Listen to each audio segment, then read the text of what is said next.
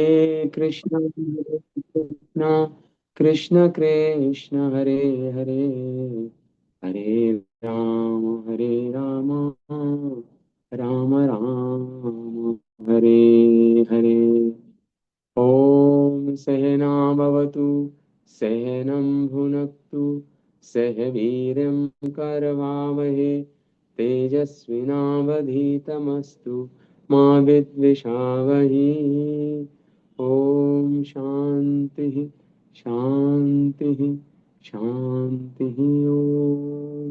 ॐ पूर्णमदः पूर्णमिदं पूर्णात् पूर्णमुदच्यते, पूर्णस्य पूर्णमादाय पूर्णमेवावशिष्यते। ॐ शान्तिः शान्तिः शान्तिः। तो हम 10वां स्कंद तीसरा अध्याय श्रीमद् भागवतम का पढ़ रहे हैं। तो लास्ट क्लास में हमने पढ़ा किस प्रकार गोपियां ढूंढ रही हैं भगवान को, और भगवान के चरण चिन्हों को देखा। आ, भूमि को सुशोभित होते हुए देखा उन्होंने, भगवान के चरण चिन्हों से सुशोभित थी भूमि। ये हमने पढ़ा था लास्ट क्लास में। और फिर हमने ये भी पढ़ा कि किस प्रकार भगवान के चरणों में जो चरण चिन्ह होते हैं और क्यों होते हैं, इसके इसके विषय में भी हमने पढ़ा। स्कंद पुराण में बहुत ही विस्तृत वर्णन है। और फिर श्री राधिका के चरण चिन्हों को भी हमने पढ़ा, तो जिस पर हम ध्यान लगा सकते हैं, मेडिटेट कर सकते हैं। तो अब सुखदेव गोस्वामी आगे बढ़े।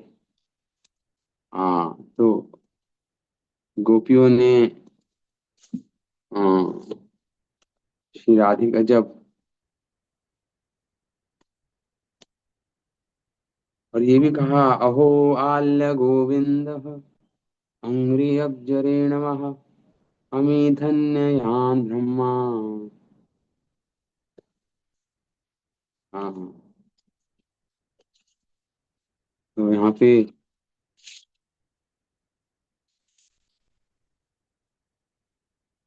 हाँ,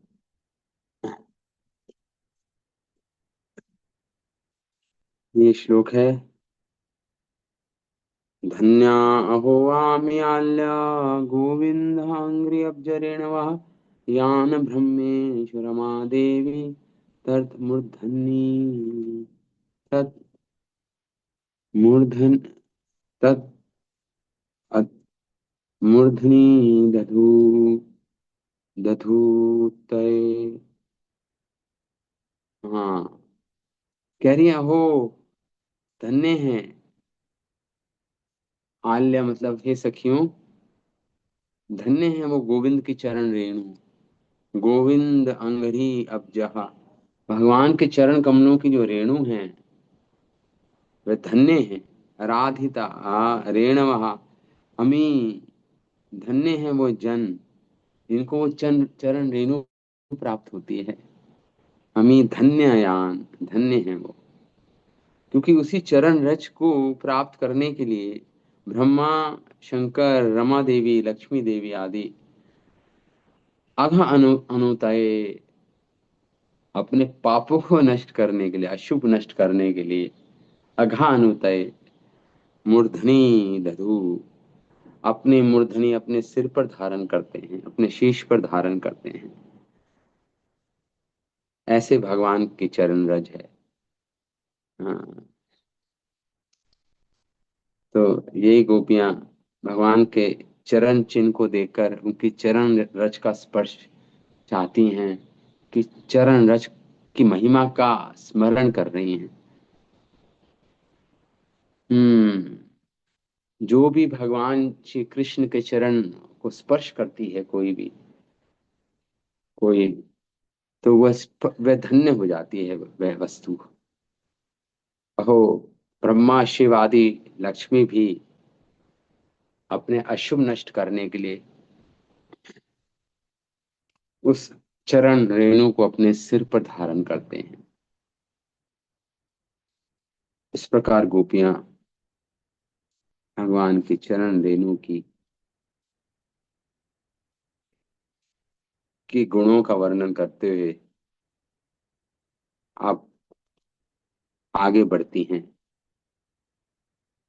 हाँ, तो इसी के विषय में हम पढ़ेंगे आगे।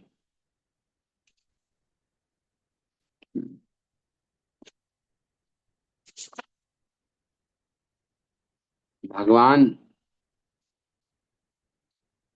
एक विशेष गोपी को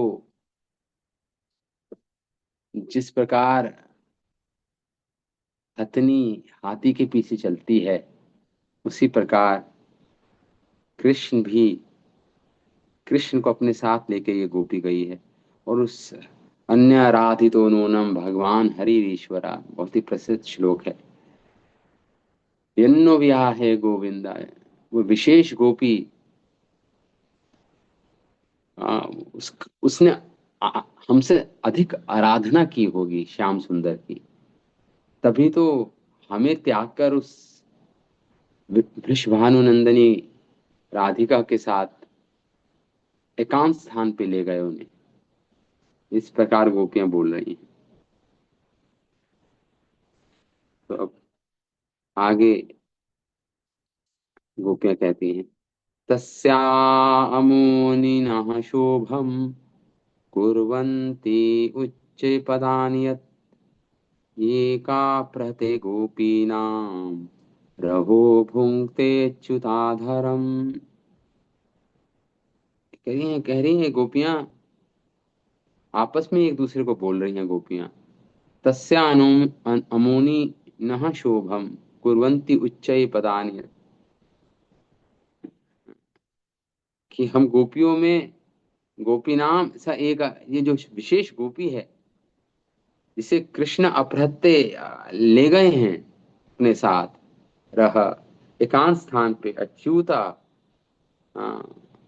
क्या कर रही है ये गोपी? भूंगते अच्युता धर्म, और अकेले ही कृष्ण का अधरा अमृत का पान कर रही है। पान कर रही है ये विशेष गोपी, भूंगते अच्युता धर्म, अकेले ही कर रही है उनका अधरा अमृत का पान।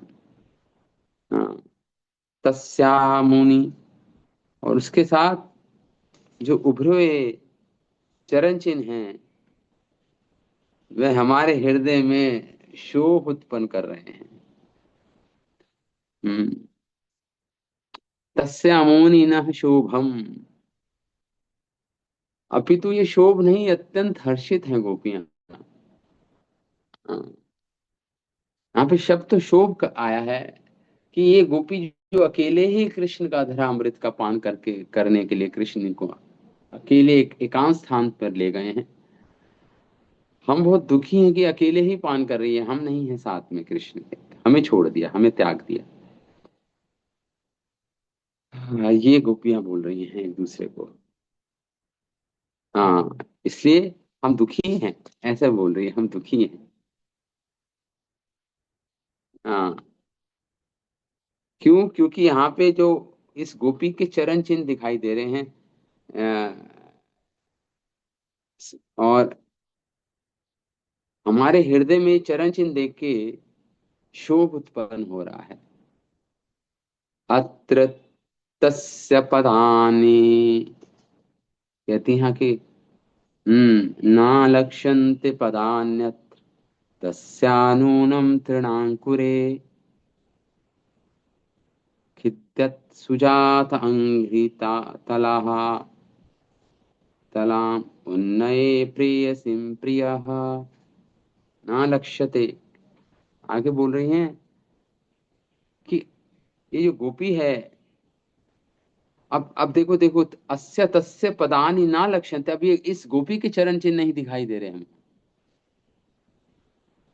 निश्चय ही प्रियः प्रेयसीम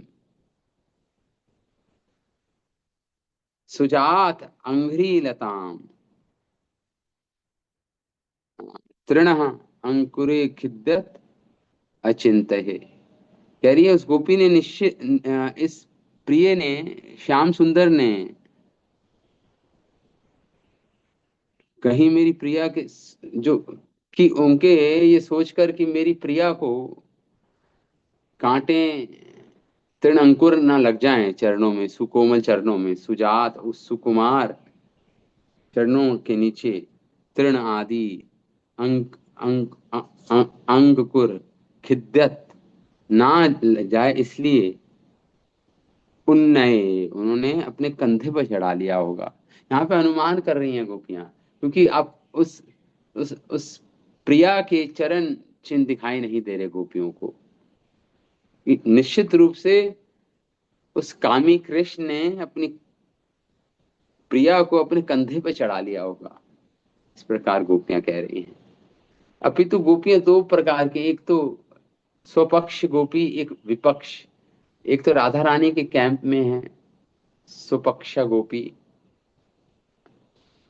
एक विपक्ष की चंद्रावली के कैंप में है। तो गोप्या पश्यत, तो इस प्रकार गोप्या पश्यत, हाँ, इमानी अधिक अन्यधिक मग्नानि पदानि वहतो वधुम गोप्या पश्यत कृष्णस्य भाराक्रांतस्य कामिनः। तो इसलिए यहाँ पे कह रही हैं, देखो इस गोपी को देखो, इस गोपी के भार से, वहत भार आक्रांतस्य कामी कृष्णस्य पदानि इमं अधिक मग्नानि, अपनी प्रिया को गोदी में लिए हुए हैं या कंधे पे चढ़ाए हुए हैं, इसके कारण इनके चरणों के निशान देखो, इनके चरणों के, वो और भूमि पर धस रहे हैं। हाँ, अक्रांतस्य कामिनः कृष्णस्य, वो कामी कृष्ण, पदानि इमाम अधिक मग्नानि, यहाँ पर गहरे धसे हुए हैं उनके चरण चिन्ह। अत्रा महात्मा पुष्प हेतु, और फिर आगे गई तो देखा कि कृष्ण के केवल पंजों के निशान थे, एड़ी के निशान नहीं थे। तो वो अनुमान लगा रही है कि कृष्ण ने अपने पंजों पर खड़ा होकर पुष्प का चयन किया होगा, वृक्ष से, वृक्ष पर पुष्प का चयन किया होगा अपने अपनी अपनी प्रिया के लिए। अत्र महात्मा पुष्प हेतु कांता अवरोपिता। अब क्योंकि उनको प्रिया के भी चरण चिन्ह दिखाई दे रहे हैं, इसलिए कहती है कि अब यहाँ पे उतारा होगा अपनी कांता को, अपनी प्रिया को। हाँ, प्रिय अर्थ है अपनी प्रिया के लिए प्रसून अववय कृतः, और यहाँ पे प्रसून मतलब फूलों का चयन किया होगा। प्र, प्रपदाक्रमणे, उसके कारण उनके जो चरण चिन्ह हैं असकले, आधे आधे चरण चिन्हों को वो देखती हैं। असकले पदे पश्यतः, भगवान के पंजों के निशान देखती हैं केवल, एड़ी के निशान नहीं दिखाई देते। तो कहते हैं यहाँ पे कृष्ण जरूर पंजों के बल खड़ा होकर पुष्प का चयन किया। तो ये गोपियां, तु अन्न कामिना कामिन्या केश प्रसादम कृतम तान, और फिर उनको कुछ फूलों के गुच्छे दिखाई दिए पड़े हुए भूमि पर। तो वे अनुमान लगाती है कि कृष्ण उस कामी ने, उस कामी पुरुष के समान, कामिन्या अपनी कामिनी के, प्रियसी के केश प्रसादनम, यहाँ पे केशों का श्रृंगार किया होगा कृष्ण ने। किया है।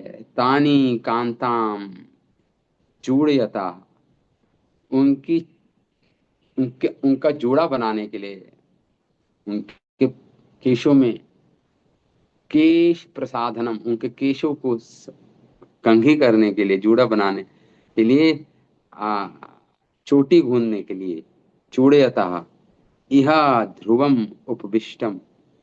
ध्रुवम उपविष्टम, यहाँ पे कुछ समय तक उपविष्टम मतलब बैठे होंगे दोनों, और कृष्ण ने अपनी प्रिया का केश प्रसाधनम किया। अब सुखदेव गोस्वामी, क्योंकि खुद ही इतना रमण कर रहे हैं सुखदेव गोस्वामी इन लीलाओं में, फिर राधा रानी का केश प्रसाधन किया भगवान ने। अब बोल बोल पड़े, च आत्मरता आत्मराम अंक अखंडित अपि कामिनां दैन्यं च एव स्त्रीणां दुरात्मा दर्शयन् तथा तयारे में। अब कुछ तो, सब तो पूर्ण आ, रसिक वैष्णव नहीं थे सारे, कुछ तो योगी ज्ञानी थे। तो सुखदेव गोस्वामी बोल पड़े कि भगवान ये दिखा रहे हैं इस लीला से कि कैसे एक कामनी पुरुष, कामी पुरुष दीन हो जाता है, दैन्य हो जाता है, कि अपनी स्त्री की सेवा करता रहता है, एक कामी पुरुष। और स्त्रियों की दुरात्मा दिखा रहे हैं कि कितनी दुरात्मा है, कि अपने पति से अपनी सेवा कराती। हाँ, उनकी कुटिलता दिखा रहे हैं, दुरात्मा मतलब कुटिलता स्त्रियों की। ये शुद्ध गोस्वामी अपितु ऐसा नहीं है कि भगवान ये लीला इसलिए कर रहे हैं कि कामी पुरुषों की दैन्यता दिखाने के लिए या स्त्रियों की कुटिलता दिखाने के लिए कर रहे हैं, ऐसा भगवान ये लीला ऐसा नहीं है। ये तो उन उन उन लोगों के लिए शब्द बोले हैं सुखदेव गोस्वामी ने, जो अभी उन्नत वैष्णव नहीं है, जो रसिक वैष्णव जन नहीं है, उनके लिए ये शब्द ये बोल रहे हैं। लेकिन भक्तों के लिए तो कह रहे हैं आत्मरतः आत्मरामः, भगवान अपने में ही संतुष्ट रहते हैं, आत्मरत रहते हैं। ये शब्द सुखदेव गोस्वामी बोले ना, च आत्मरथ आत्मरामः अखंडिता। और अखंडित है भगवान, आत्मराम है, आप्तकाम है, आत्मरथ है भगवान। और इसलिए अखंडित है, पूर्ण अखंडित ही रहते हैं, उनका डिविजन नहीं हो सकता, पूर्ण है भगवान। अपि कामिनाम दैन्यम, ये तो उन लोगों के लिए भगवान, ये वह अपने आप में ही पूर्ण है, अखंड है, फिर भी उन्होंने कामियों की दीनता, स्त्री वश्यता और स्त्रियों की कुटिलता दिखाते हुए यहाँ उस गोपी के साथ एकांत में क्रीड़ा का एक खेल रचा भगवान ने। अभी तो ऐसा नहीं है। हम अपने आचार्यों की अभी कमेंट्री पढ़ेंगे, टीका, कह रहे नहीं, भगवान वस्तुतः श्री राधिका के साथ रमण करने में भगवान अपनी आत्मरता था, अपनी आत्मरामता भूल जाते हैं भगवान। भगवान को राधा रानी के साथ रमण करने में और अधिक आनंद आता है, नहीं तो उनका स्वरूप आनंद, स्वरूप से ही वो आनंद से परिपूर्ण है भगवान। इसलिए आत्माराम है, आत्मरथ है, क्योंकि उनका स्वरूप ही आनंद से बना हुआ है। भगवान सच्चिदानंद है, सत चित और आनंद है, आनंद से ही बने हुए हैं भगवान। उनके स्वरूप में ही आनंद है, स्वाभाविक आनंद है उनके अंदर। उनको किसी का भाव नहीं कि कोई और उनको प्रेम दे तो वो पूर्ण होंगे, ऐसा नहीं है। अखंडित है, पूर्ण है भगवान, फिर भी अपने स्वरूपानंद को त्याग करके, अपने आत्म रामता और आत्मरतता को त्याग करके जब राधा रानी के साथ रमन करते हैं तो और अधिक आनंद मिलता है भगवान को। अपितु ये राधा रानी कोई नहीं, श्री श्री कृष्ण की हलादिनी शक्ति की सारभूता स्वरूप है। हलादिनी शक्ति जो आनंद प्रदायिनी शक्ति है, उसका भी अगर सार ले लो तो ये प्रेम है। और प्रेम का भी सार भाव है, भाव का भी सार महाभाव है। और महाभाव स्वरूपा श्री राधा ठाकुरानी, सर्व गुण खानी, कांता शिरोमणि, भगवान की शिरोमणि कांता है श्री राधा, सारे गुणों की खान है, दिव्य गुणों की खान है। और वो प्रेम, प्रेम का सार तत्व महाभाव स्वरूपा है श्री राधे, महाभाव स्वरूपा श्री राधा ठाकुरानी। प्रेम तत्व, प्रेम, प्रेम से भाव, भाव से महाभाव, भाव स्वरूपा श्री राधा ठाकुरानी। तो इसलिए यहाँ पे सुखदेव गोस्वामी का ये कथन है इन श्लोकों में। इस पर श्रील विश्वनाथ जीव गोस्वामी क्या लिखते हैं इन श्लोकों पर? जीव गोस्वामी लिखते हैं कि ये सुनकर जो प्रतिपक्षा गोपी है, प्रतिपक्ष मतलब जो राधा रानी की चंद्रावली के कैंप में जो है प्रतिपक्ष, उसने उसके शब्द हैं तस्यामोनि, उसके ये उसके चरण हमारे हृदय में अधिक दुख उत्पन्न कर रहे हैं। जो प्रतिपक्ष की गोपी है वो बोल रही है ये बात।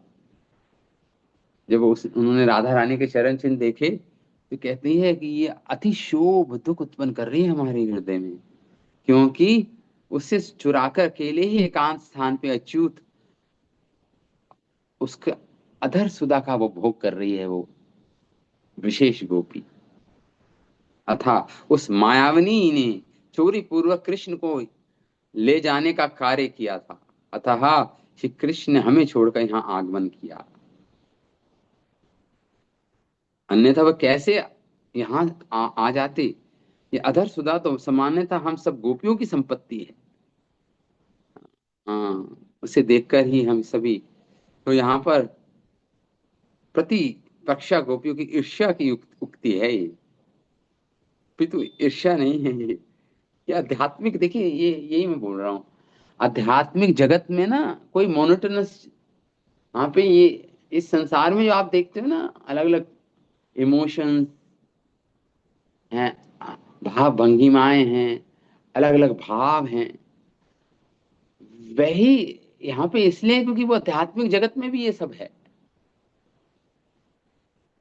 लेकिन वहां पे शुद्ध रूप में विराजता है। जैसे ईर्ष्या है वहां पे, जैसे ईर्ष्या पूर्वक एक गोपी बोल रही है, वो ईर्ष्या अपितु आध्यात्मिक ईर्ष्या है वो ईर्ष्या अगर आध्यात्मिक जगत में ये ना हो तो आध्यात्मिक जगत बहुत बोरिंग हो जाएगा, मतलब मोनोटोनस हो जाएगा।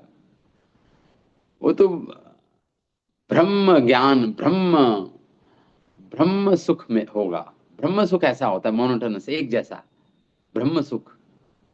लेकिन ये यहाँ पे तो प्रेम, प्रेम की बात हो रही है, तो प्रेम में तो प्रेम का आदान प्रदान, एक दूसरे के साथ भावनाओं का आदान प्रदान तो स्वाभाविक है। लेकिन वहां पे शुद्ध रूप में रहता है वो, क्योंकि कृष्ण उसका हेतु केवल एक ही है, कृष्ण सुख।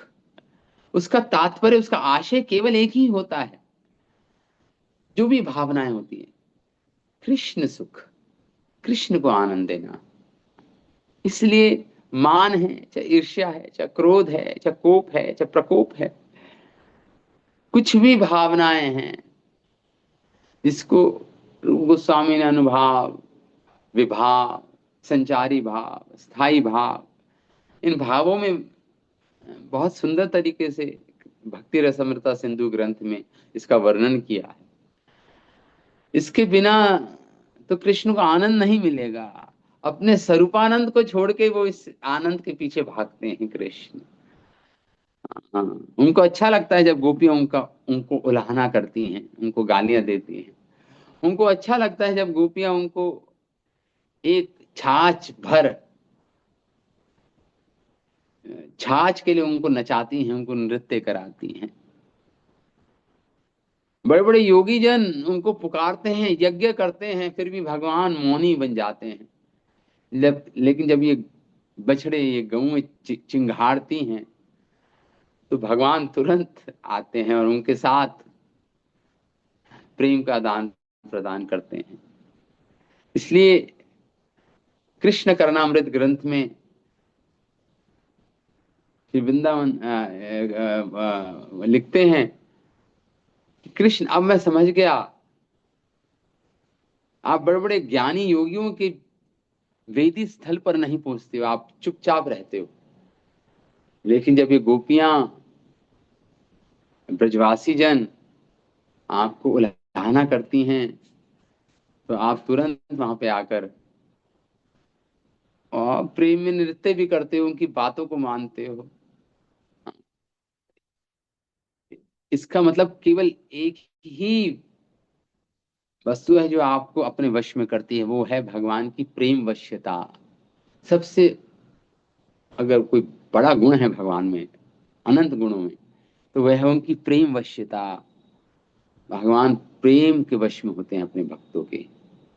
इसलिए तो उद्धव को बोला कि मुझे इतना प्रिय नहीं, मुझे, मैं अपने आप को इतना मैं प्रिय नहीं जितना हे उद्धव तुम हो मेरे लिए। हाँ, भगवान इस प्रकार बोले। तो इसलिए यहाँ पे यही बोल रही हैं। जीव गोस्वामी लिख रहे हैं, ये भी प्रतिपक्षाओं की ईर्ष्या की उक्ति है। हाँ, यहाँ पर क्योंकि कृष्ण उन प्रिया को अपने कंधे पर चढ़ा लिया था, तो पृथ्वी पर कृष्ण के ही चरण रेणु को प्रिया के चरण कमलों से असंप्रकट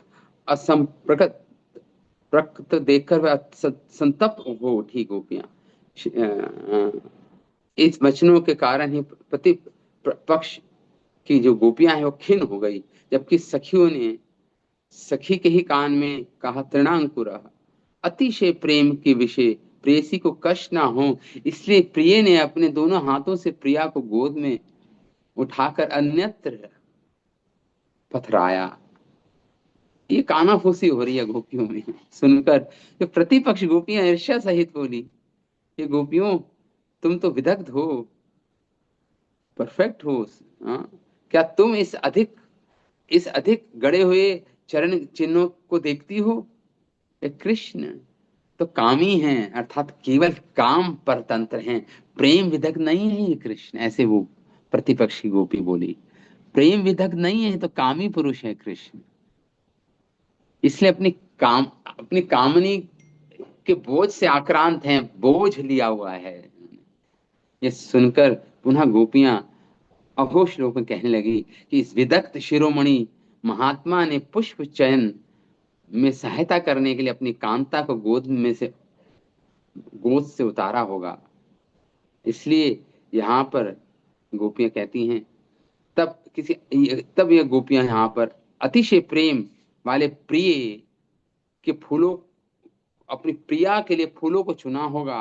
वे पूर्व ही तरह आधे श्लोक में इस इनको कहते कि देखो, देखो तो पंजों के बल,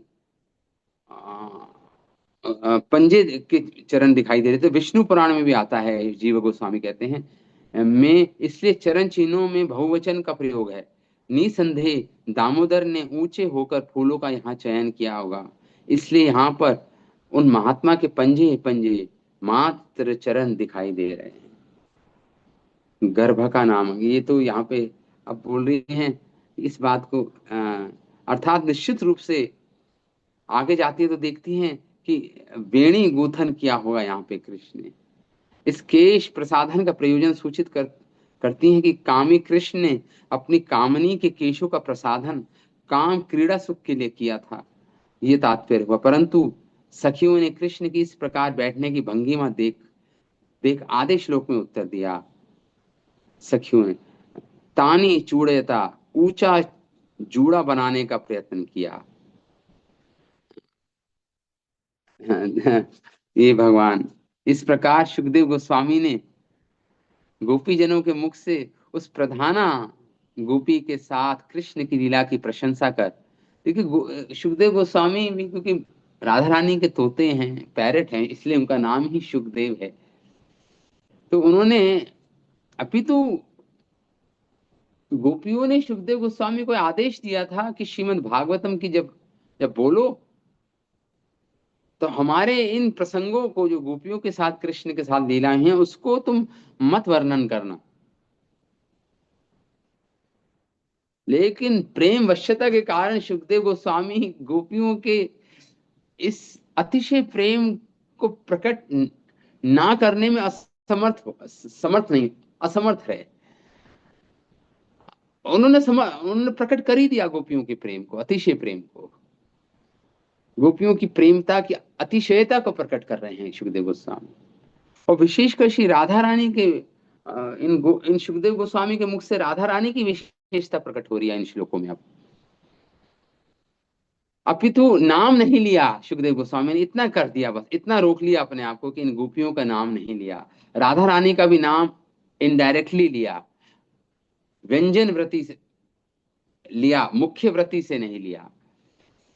हाँ, तो ये गोपियों की प्रेम की अतिशयता है, उच्चतम प्रेम है ये। यही हम सुन रहे हैं सुखदेव गोस्वामी के मुख से। इसलिए सुखदेव गोस्वामी कहते हैं, स्व आत्मरता श्री कृष्ण ने आत्मराम होते हुए भी अखंड रमण किया। स्व आत्मरथा, कृष्ण अपने ही अंश स्वरूप, अपना ही वैभव, वैकुंठ स्थित श्री लक्ष्मी के साथ एवं यहाँ घोष संबंधी प्रेयसी गोपियों के साथ उन्हें ही रमण का हेतु बनाकर रमण रत हुए भगवान। ये रमण किसी दूसरों का कल्याण करने की इच्छा से नहीं हुआ।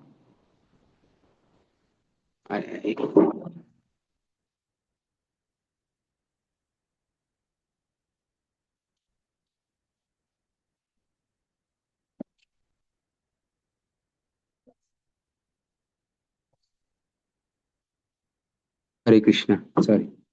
तो इस प्रकार कृष्ण, ये सुखदेव, ये जीव गोस्वामी लिख रहे हैं, सुखदेव गोस्वामी, बल्कि वह क्या कर रहे हैं भगवान यहाँ, वह रमण किसी दूसरे का कल्याण करने की इच्छा से नहीं हुआ, अपितु बल्कि वह रमण सर्वांशी कृष्ण का स्वयं में ही था। देखिए यहाँ पे जो श्रीमती राधा रानी है स्वयं कृष्ण ही है, कृष्ण की हलादनी सार शक्ति है वो श्रीमती राधा रानी। इसलिए भगवान अपने ही अंश के साथ रमण कर रहे हैं, क्योंकि राधा कृष्ण अभिन्न है दोनों। इसको समझना पड़ेगा इस तथ्य को। अतः श्री कृष्ण निज में ही रमण कर रहे हैं, अपने आप में स्व आत्मरत कर रहे हैं। ये शब्द आए ना, स्व आत्मरत, अपनी आत्मा में ही रमण कर रहे हैं कृष्ण। इस प्रकार आत्माराम और आत्मरत होने पर भी स्वरूपानंद में आवेश में डूबकर निज स्वरूपा प्रिय के साथ रमण कर रहे हैं। कह रहे हो ना, भगवान का अपना स्वरूप ही आनंद से बना हुआ है। भगवान निज स्वरूपानंद है, भगवान सचिदानंद है। अपने आनंद को त्याग कर राधा रानी के साथ रमण करना हमको ज्यादा प्रिय लगता है, ज्यादा आनंद आनंद आनंद ज्यादा आनंद अनुभव करते हैं। इसलिए आत्मा राम है, स्वरूपानंद के आवेश में तत्पर होने के कारण अंशनी श्री राधा के साथ रमण किया तथा अंश रूपा उन गोपियों का अनादर कर सुखी हुए। यहाँ कारण है राधिका का अंशनी होना एवं स्वरूप भूता होना, उन प्रिया के साथ रमण किया। सुखदेव गोस्वामी जी की बुद्धि में स्थित श्री राधा के विलक्षण गुणों का ध्वनि से प्रकाशन हो रहा है। देखिए सुखदेव गोस्वामी जब ये श्लोक का उच्चारण कर रहे हैं तो राधा रानी के गुणों का प्रकाशन हो रहा है यहाँ पे, राधा रानी के गुणों का।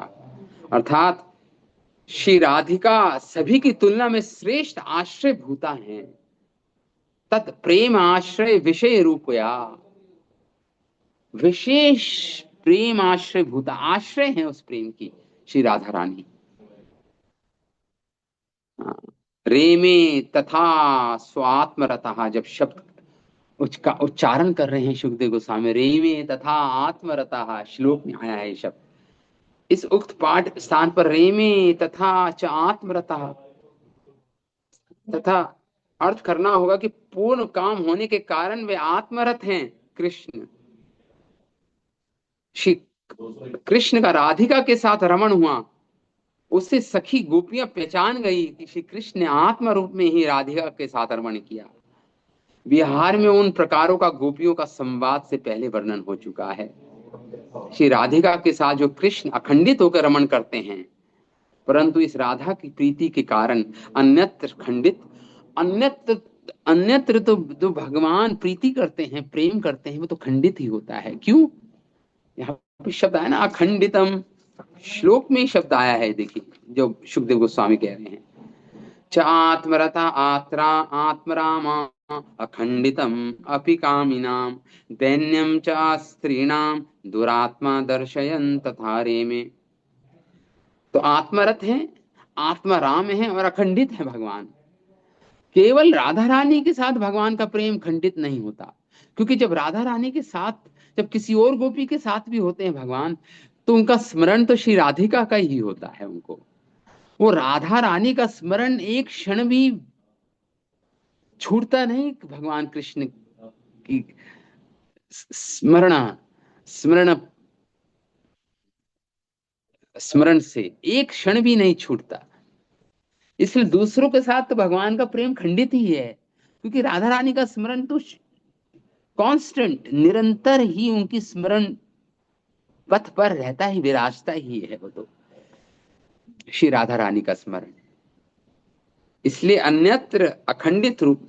इसलिए जैसे किसी अखंडिता नायक के प्रति उनके प्रिय मन में, उनके मन में अलग होकर अन्यत नायिका की में रत अथा अथा, इस प्रकार राधिका से श्री कृष्ण कभी भी मन से दूर नहीं होते। श्री राधिका श्री कृष्ण की मन से कभी भी दूर नहीं होती। इस प्रकार श्री राधिका के निकट से कृष्ण का चित्त लक्ष्मी आदि नायिकाओं की याद करता, कभी भी मन से भी। अतः राधा प्रेम से जीत ये जाने से श्री कृष्ण अपना सर्वस्व श्री राधिका को ही समर्पित कर देते हैं। ये सूचित हो रहा है इन श्लोकों से। प्रियजनों के वशीभूत हो जाना, ये तो कृष्ण का महान गुण है। श्री जीव गोस्वामी लिख रहे हैं, बहुत सुंदर। इस सिद्धांत का जो पहले से ही बहुत, इस सिद्धांत का जो पहले पहले भी बहुत बार वर्णन कर चुके हैं, बृहत भागवत अमृत में भी इसको स्पष्ट किया गया है। इस प्रकार सिद्ध होता है कि श्री राधिका का कृष्ण प्रेम ऐसा महान है जिससे एक आत्मराम आत्मरत कृष्ण भी वशीभूत हो जाते हैं। और कृष्ण का प्रेम, राधा प्रेम ऐसा प्रेम है जिससे वे अपनी आत्मरता का तिरस्कार कर देते हैं। तो इस घटना की महिमा से इस लौकिक, अब ये जो घटना जो जो वर्णन कर रहे हैं सुखदेव गोस्वामी, लेकिन बोल रहे हैं उन ज्ञानी योगियों को एक, कि भगवान ये लीला इसलिए कर रहे हैं ताकि लौकिक कामी और कामनियों की चेष्टाओं की निंदा करने के लिए, हाँ, भगवान श्री कृष्ण जैसे आश्रय विषय आलंबन एवं प्रेम वश्यता से विहीन है। इस तात्पर्य को प्रकट करते हुए सुखदेव गोस्वामी कहते हैं, कामी नाम दर्शयन दैन्यम।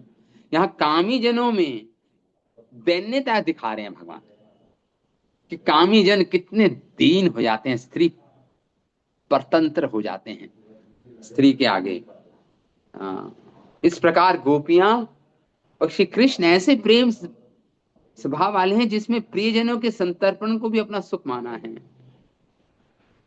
वैसे कामी जनों को तो दैन्य दुर्गति दिखाई देती है, कामी जन है उनको तो ये दुर्गति दिखाई देती है, कितना दैन्य हो गए हैं कृष्ण जो कामी जन है।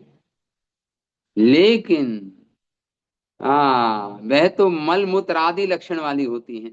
जो लौकिक स्त्रियां हैं वे तो दुरात्मा मतलब कुटिल होती हैं, वह तो मलमूत्र लक्षण वाली होती हैं। लेकिन मलमूत्र भरा है शरीरों में, उनके लिए भगवान ये दिखा रहे हैं। सुखदेव गोस्वामी ने बोल दिया कि कामिनी, कामी और कामिनी के बीच में जो काम वासना होती है उसको दर्शाने के लिए कर रहे हैं, ऐसा नहीं है।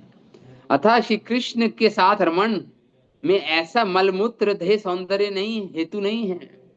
भगवान का देह मलमूत्र से संबंध नहीं है, ना गोपियों का ना श्री राधा रानी का, क्योंकि श्री राधिका का स्वरूप तो सच्चिदानंद है, आदि लक्षणों से युक्त होकर ही अवगत हुआ है। ये उल्लेखनीय है कि इन सच्चिदानंद गोपियों में कृष्ण को ही मोहित करने की योग्यता है, जिसका वर्णन आगे किया जाएगा। विरह में उभरी हुई इन गोपियों में आवृत होकर वह अच्युत अत्यधिक सुशोभित लग रहे थे। आगे वाले श्लोकों में आएगा, इन गोपियों ने भिन्न, गोपियों से भिन्न अन्य लौकिक स्त्रियों की दुरात्मा का कृष्ण ने दर्शन कराया है। इन गोपियों से अलग भिन्न उन दुरात्मा, उन कुटिल स्त्रियों का दर्शन भी भगवान ने इन श्लोकों के द्वारा कराया, इन लीला के द्वारा कराया है, जो दुर्गत कामी नायिका को में के वशीभूत अपने हर्ष गर्व आदि दुष्ट स्वभाव को ही प्रकट करती हैं। जैसा देखिए रुक्मिणी देवी को ने श्रीमद् भागवत में क्या बोला था, जीव गोस्वामी उसको बता रहे हैं। रुक्मिणी देवी ने कहा था, भगवान को पत्र लिखा था, लव लेटर लिखा था रुक्मिणी देवी ने, कि भगवान आप आइए मेरा अपहरण कर लीजिए। तो रुक्मिणी देवी ने कहा था, प्रभु जो स्त्री त्वचा, दाढ़ी, मूछ, नख, केश से ढके हुए जीवित शव देह में कांत बुद्धि रखती है, वह मूर्ख है वो स्त्री। वह स्त्री मूर्ख है जो त्वचा, जो उस पुरुष से प्रेम करती है जो दाढ़ी है जिसकी, हाँ, मूछ है, खाल है, नख है, केश है, से ढके हुए जीवित शव देह है वो देह, वो शव है वो, उसमें बुद्धि रखती है, कांत भाव रखती है, वो मूर्ख है वो स्त्री। रुक्मणी देवी ने लिखा ये लेटर, वो मूर्ख है वो स्त्री। श्री रुक्मणी देवी के इस वचन से श्री कृष्ण का जो स्वरूप है वो चिन्मय स्वरूप है, चिदानंद स्वरूप है भगवान का, चिन्मय शरीर है भगवान का, स्वरूप है भगवान का। और वैसे ही ये गोपियां भी, उनका भी चिन्मय स्वरूप है, कृष्ण की तरह ही वो चिन्मय हैं। इस प्रकार कामियों का दैन्य और स्त्रियों की कुटिलता का दर्शन कराया जाता है इन श्लोकों के माध्यम से। सुखदेव गोस्वामी कोई नायक ये कहते हुए दिखाई देते,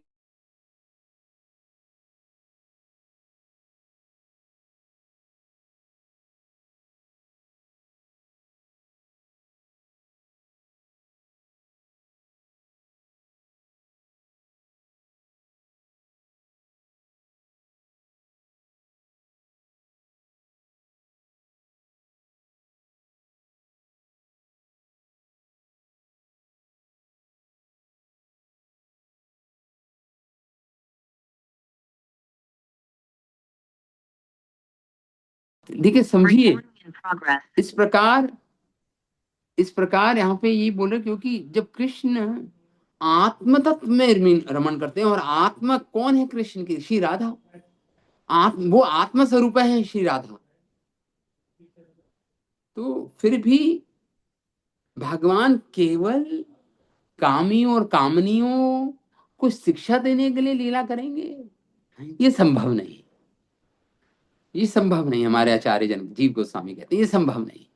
भगवान तो अपने रमण के लिए लीला कर रहे हैं, राधा रानी को सुख दे रहे हैं, गोपियों को सुख दे रहे हैं, इसलिए लीला कर रहे हैं। भगवान अपने भक्त पर प्रेम वश्य है, भगवान प्रेम पर प्रेम वश्यता गुण प्रकट कर रहे हैं लीलाओं के द्वारा।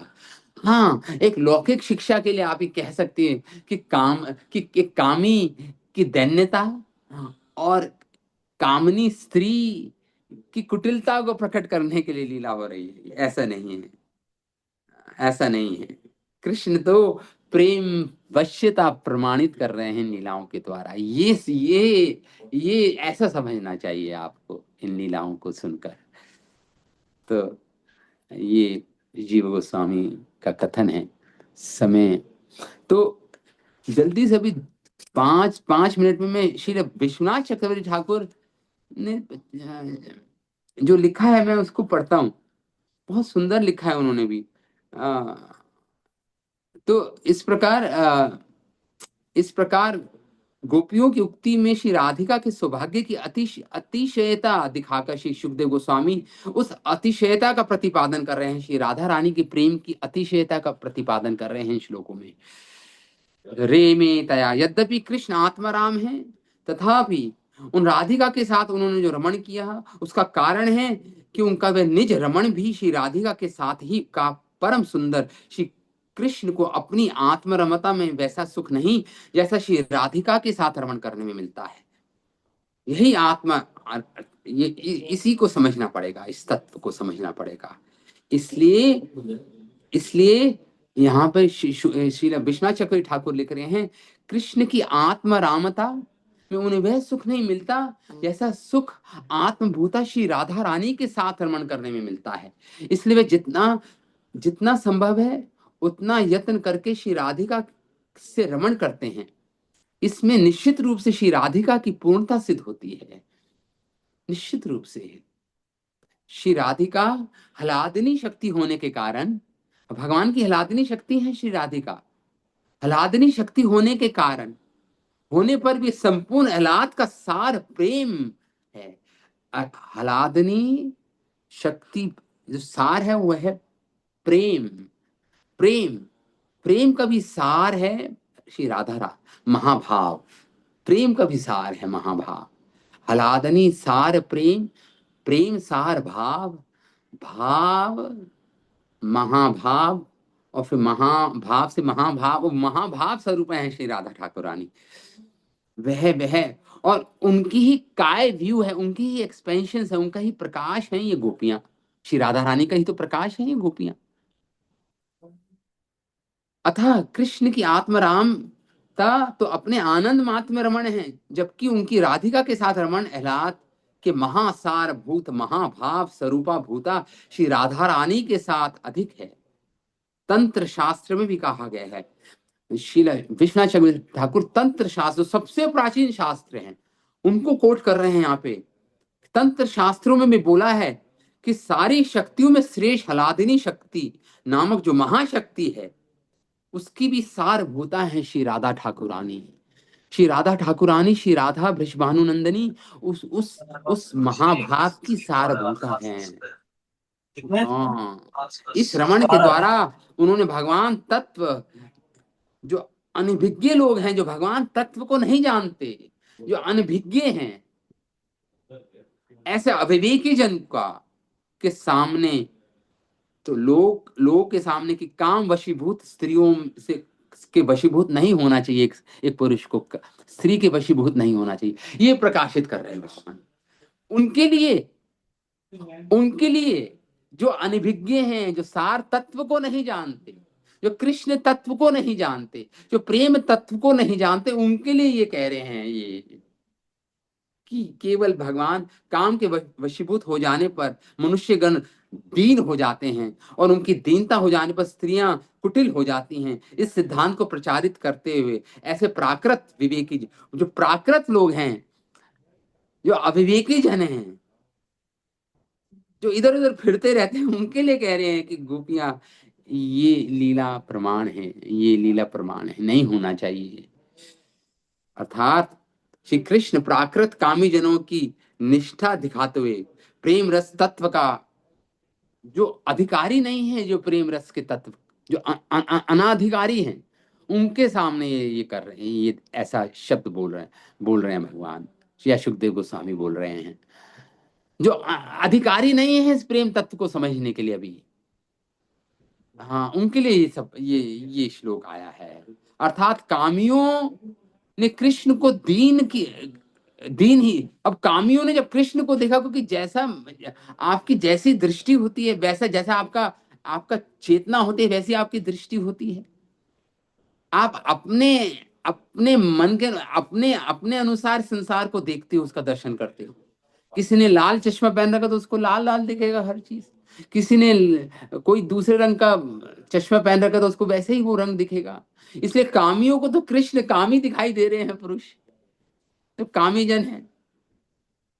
हाँ, श्री राधिका ये तो इसलिए, अथवा कामीगण प्रेयसी के सामने सदा दीनता और सूरत तो तथा स्त्रियां भी वहीं तो ऐसे रसिक जनों को, लेकिन जो रसिक हैं, जो प्रेम रस तत्व को जानते हैं, उसमें तो ये रस ही मिलेगा उनको। तो राधा रानी की प्रेम अतिशयता प्रकट होगी उनके सामने। कि कृष्ण प्रेम वश्यता, ये गुण प्रकट होगा कृष्ण का। इस प्रकार रसिकों के सम्मुख, जो रसिक हैं, उनके सम्मुख कृष्ण ने दिखाया ये रस का पोषण है, ये लीला उनके रस का पोषण करती है, नरिश करती है उनको। ये उनका प्रेम से विवल उनका जो हृदय है, उसमें और पोषण होता है जब वे इन लीलाओं को पढ़ते हैं, इनके दर्शन करते हैं। तो इस प्रकार आज का हमारी ये क्लास हम यहीं पे विराम देता हूँ। उनको कृष्ण के चरण जिन दिखाई दिए, श्री राधा रानी के चरण दिखाई दिए, कहीं कहीं कृष्ण के चरण धसे हुए तो वो दिखाई दिए, कहीं कहीं केवल कृष्ण के पंजों के चरण जिन दिखाई दिए। तो अनुमान लगा रही है, कहीं कहीं उनको जो जो गजरा आया, इसे क्या बोलते हैं, फूलों में जो केशों में फूल लगाते हैं, उसके कुछ टुकड़े पड़े हुए दिखाई दिए कि जरूर राधा रानी का केश प्रसाधन किया होगा कृष्ण ने इस स्थान पर। तो गोपियां इसे बोलते हैं कृष्ण भावना भावित चेतना। राधा रानी और कृष्ण में उनका चित्त लगा हुआ है इन सारी गोपियों में। अलग अलग भाव देखेंगे आप, ईर्ष्या भाव चाहे देखिए, चाहे इनका कोई भी भाव देखिए, सब चिन्मय भाव है। सब ही प्रेम से जनित भाव है। प्रेम ही उसका जनक है। प्रेम ही उसके माता पिता हैं, उस भाव के जनक प्रेम है। ये संसारिक नहीं, उसका जनक केवल कृष्ण प्रेम है और कुछ नहीं। तो इन लीलाओं को हमारे आचार्यों की टीकाओं से आप समझिए। प्रभु जी एक क्वेश्चन पूछ सकते हैं? हाँ हाँ माता जी, यस यस यस यस। हरे कृष्णा प्रभु जी, दंडवत प्रणाम। दंडवत प्रभु जी प्रणाम। आपने एक जगह पे बोला कि रमा और कुछ देवी देवता को ये हाँ पापों के लिए आपने बोला कि उनके, तो क्या ये जो महान रमा देवी और हमारे नहीं वो, प्रभु जी हाँ, लोग हैं, वो उनके पाप होते हैं क्या? नहीं नहीं नहीं, उनके पाप नहीं होते, पाप नहीं होते। वो पाप रहित होते हैं, लेकिन अपने अपनी अशुभता को मिटाने के लिए, पाप मिटाने के लिए नहीं, अपनी अशुभता, जो अशुभ है, जो भी कृष्ण से अलग करे उनको, या कृष्ण से का स्मरण में बाधा डाले, विघ्न डाले, वो अशुभता है। वो अशुभता है, उसको हटाने के लिए कृष्ण की चरण रेणु लेते हैं, लेने की वांछा करते हैं वो लोग, जी कि प्रभु। कृष्ण का निरंतर स्मरण बना रहे, जी प्रभु। निरंतर स्मरण बना रहे, उसमें कोई बाधा ना आए। आहतु की अप्रतिहता, अप्रतिहता कोई बिना किसी रुकावट के कृष्ण का, जैसे तेल की धारा होती है जो बिना अविच्छिन्न, अविच्छिन्न मतलब बिना रुकावट के वो गिरती रहे, तेल की जी धारा जब निकलती है, वैसे ही कृष्ण का स्मरण बना रहे, और कोई अशुभता ना आए जिससे कृष्ण की बाधा में, स्मरण में बाधा आए। उसको हटाने के लिए भगवान के चरण रेणु का यहाँ पे सुखदेव गोस्वामी वर्णन कर रहे हैं, उनको, उनकी इच्छा करते हैं, जी पाप प्रभु से जी, तो तो हम रहित। लोग को यही सीखने को मिल रहा है कि निश्चल भाव से एकदम हर समय, हर क्षण, हर पल प्रभु के ध्यान लगाना है, कृष्ण के ऊपर ध्यान लगाना है। यही ठीक। गोपियों का प्रेम। ये गोपियां आचार्य हैं प्रेम की, सबसे सर्वोच्च अवस्था है ये प्रेम की, यही दिखा रही है, देखिए। हरे कृष्ण। हाँ यही है, थैंक यही यू है, प्रभु। यही आपने ठीक समझा। Hare Krishna, thank you, Hare thank Krishna. You, Hare Krishna, ठीक है, दंडवत प्रणाम। दंडवत प्रणाम माता जी, दंडवत प्रणाम। जय जय श्री श्री श्रीमद् भागवतम महापुराण की जय। श्री रास पंचाध्याय की जय। श्री गोपियों की जय। श्री राधा रानी की जय। श्री कृष्ण की जय। श्री अनंत कोटि वैष्णव वृंद की जय। निताय गौर प्रेमानंदे। हरि हरि।